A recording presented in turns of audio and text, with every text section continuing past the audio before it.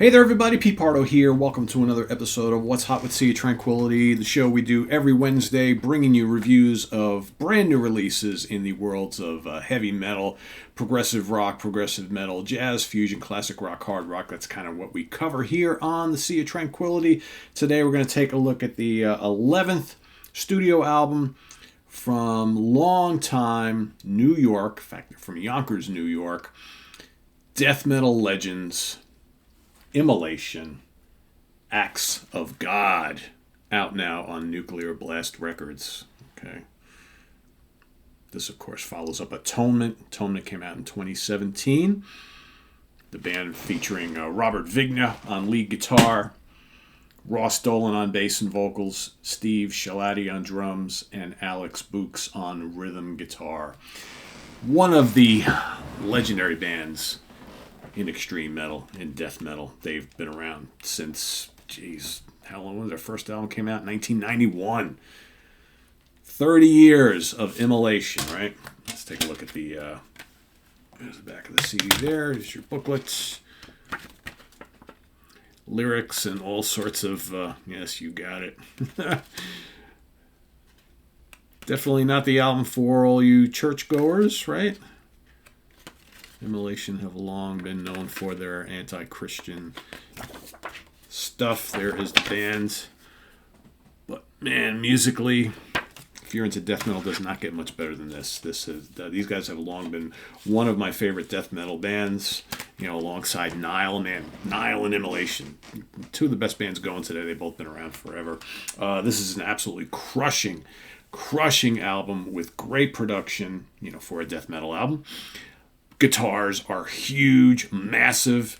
You got the just absolutely sledgehammer pummeling bass and drums. Like I said, the riffs are amazing. The lead guitars are incredible, and then you've got Ross's great death metal growls. He is, you can pretty much understand a lot of what he's growling there, which I like. I like these death metal vocalists who, they're doing that gruff style, but you can kind of pretty much make out what they're doing. But more importantly, these songs have so much heft.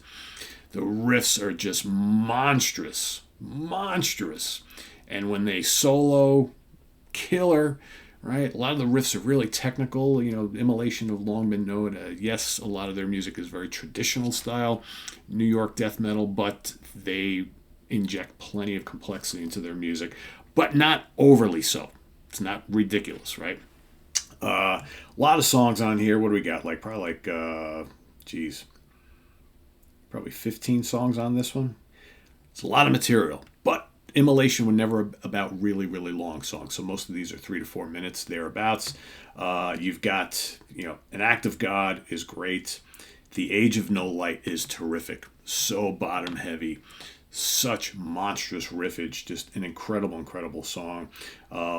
Blooded is another great song. For me, I almost think the back end of the album is stronger than the first end, or the top half, but it's all just so good. Broken Prey, Derelict of Spirit is a terrific song.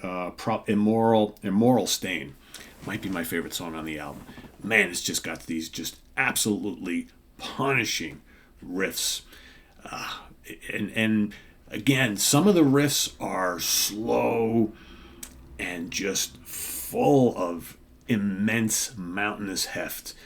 But it's not doom, right? I think for those of you who have followed death metal for a long time, you kind of know what I'm talking about. It's like, a lot of traditional death metal has slower, doomier riffage rather than the kind of blazing speed of light stuff.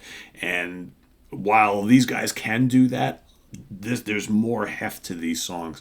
There's more heft to these riffs. Just absolutely amazing. Where Halos Burn, another terrific song. And then you got the just absolutely monolithic closer, Apostle, which is just moody and just hard to describe. The music of Immolation sometimes is just hard to describe because it's just so dark and menacing and heavy. Yet, man, if you love expert guitar playing, there's so much of it here. just so much of it here between the just crushing riffs and the blazing intricate solos. I mean, these guys are expert musicians, and it totally comes across. Like I said, I love the vocals. The lyrical content's not going to be for everybody. Obviously, this is music. You either love this kind of stuff or you don't. The way it is. I personally totally dig these guys. I mean, I'm just looking at their discography. It's like really they've never released a bad album. And they come out every few years, right, with something new, and it's usually worth the wait every single time. And this absolutely has been worth the wait, and I really like this a lot. This is easily 4.5 or 5 out of 5 stars. It's that good. Just an amazing album. Easily, I mean, the year's not over yet, obviously, but so far this is my favorite death metal album of the year. It's going to be tough to top this one. So, Immolation, Acts of God, released here in 2022 on Nuclear Blast Records. Check it out if you haven't already, and leave us some comments on this album down below, what you think of it, and if you haven't listened to it, go check it out. Come back and let us know what you think. Visit us on the web at www.seaoftranquility.org. We're on Facebook, we're on Twitter, of course, we're here on YouTube all the damn time, together all the damn time. So stay tuned. We got coming up tomorrow, we've got the Monsters Den. Dan Brown and myself back together once again for 2 weeks in a row, and we're going to be talking about a bunch of cool old kind of horror mystery thriller films that have been recently reissued, I should say, and restored on the Kino Lorber. Kino Lorber does lots of good Blu-ray releases, so Dan and I are going to be talking about a handful of those tomorrow night's show, and then we've got Friday morning at the Funhouse with Martin Popoff and myself, where we're going to be talking about some bands that took a little bit too long to follow up a hit album.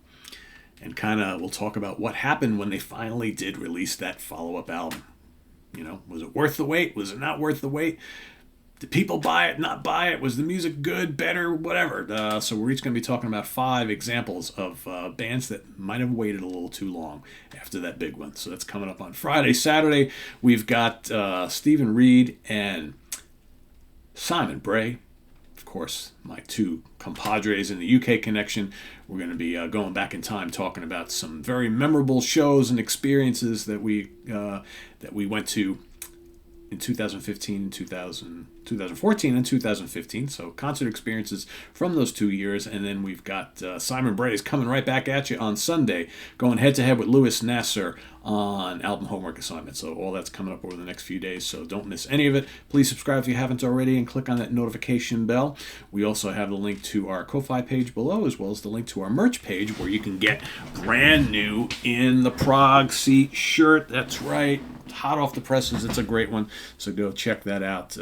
Actually, no, this one's been available for a while, but we do have another similar one, which is very cool. So go check that out, and all sorts of other stuff that we have available on the merch page. And till then, I am Pete Pardo. See you real soon. Have a good one. Bye-bye.